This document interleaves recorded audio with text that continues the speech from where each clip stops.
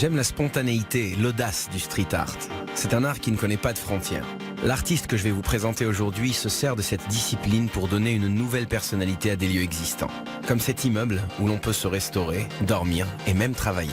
J'ai collaboré avec 8 artistes israéliens et on a travaillé tous ensemble pendant presque 2 ans à construire toutes les pièces. Ça devient une galerie géante. Alors ça, c'est purement mon travail de street art, qui est toujours sur une base de photos. Je parcours les rues, je photographie et après, je récupère les affiches aussi dans la rue.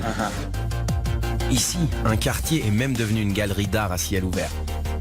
Le street art, c'est un art éphémère. Il n'y a personne qui viendra t'embêter si tu fais. Il n'y a même pas un commerçant qui va dire tu as fait sur mon mur. Tout le monde joue le jeu. C'est un vrai phénomène artistique. Est-ce que tu considères que ce lieu-là est une terre d'exception pour le pluralisme? Il y a des Palestiniens, il y a des Brésiliens qui viennent ici. Il y a un groupe de Français qui est venu d'Aubervilliers, de Saint-Denis. Toutes les nationalités pour l'art et l'amour de l'art. C'est vraiment ce qu'on fait.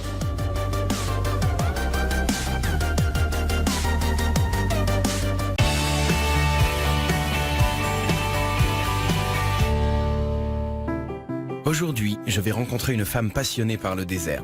Elle observe, étudie et s'inspire de ces rochers sculptés par le vent, le sable et le temps. Bonjour Amir.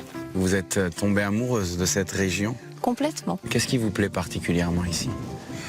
Alors, cet endroit est particulier, c'est vrai, mais c'est le désert en général, où je trouve que on a une leçon d'humilité et on se sent vraiment tout petit. Cette comédienne d'origine française est venue ici par hasard il y a presque 20 ans et n'est plus jamais repartie. Quand on est un artiste, un créateur, on a besoin de pause, on a besoin de se retrouver, de pouvoir aller chercher au fond de soi qui on est, ce qui a de l'importance. C'est comme ça qu'on trouve l'inspiration.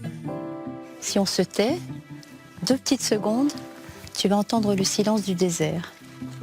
C'est un endroit où on a même envie de créer. C'est pas faux.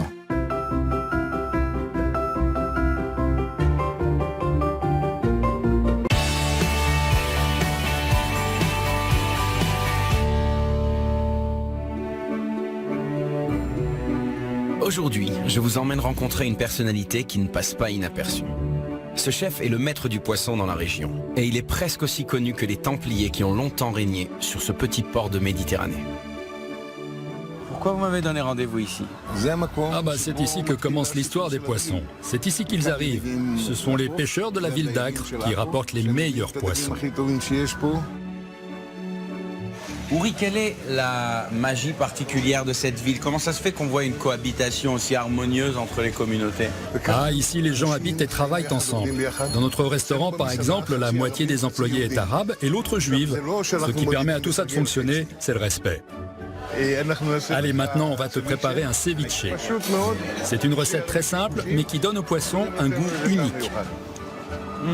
Excellent, c'est simple et bon. Ah bah c'est mon objectif.